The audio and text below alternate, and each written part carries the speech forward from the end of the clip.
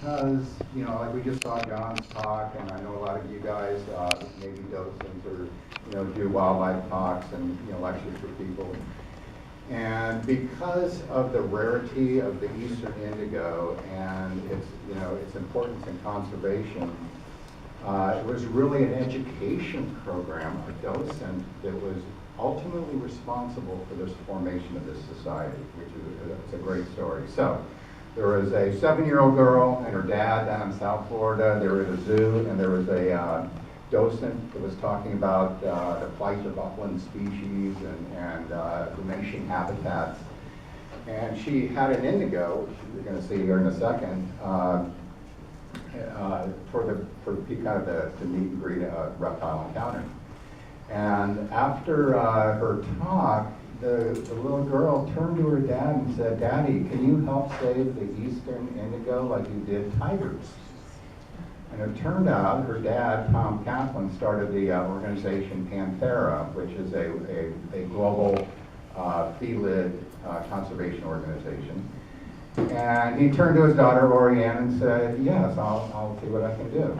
And so, long story short, he gathered really the best people he could find along a lot of different aspects of snake conservation and formed the Orianne Society, which is centered in Georgia. I came into it because I worked in zoos my whole life and was doing a stud book for eastern indigos, and so they hired me to design and build the Indigo Center, the Orianne Center for Indigo Conservation in Lake County, where I borrowed the snake from. One of the components of the Orianne Society, the main one, is field work. And so they do a lot of survey work around the southeast, looking for and trying to document population dynamics of the eastern indigo. And they're doing a lot of other reptiles and amphibians now too. So you can go online to the Orianne Society and see all the great things they're doing. And they're more habitat-oriented landscape, you know, ecology than just single species conservation.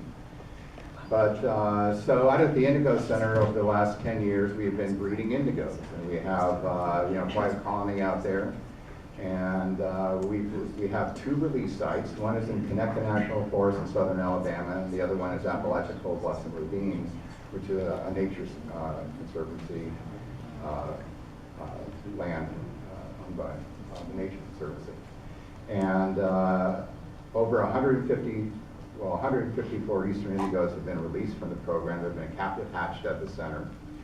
20 of those are at Appalachian Blessed Ravines, which is, we've only been working there 2 years, and Connecticut about 6 years.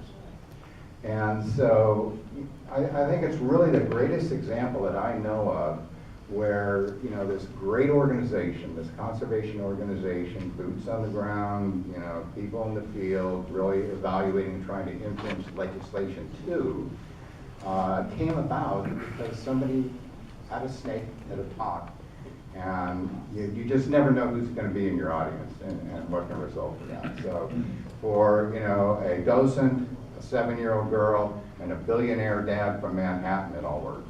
So it was a wonderful story. Fred, if you want to show us, can you take it to the lobby so that we can get this room prepped for? Absolutely. We need to be out of here before 9 o'clock. Sure. So, folks, if you would retire to the lobby area, John is out there with his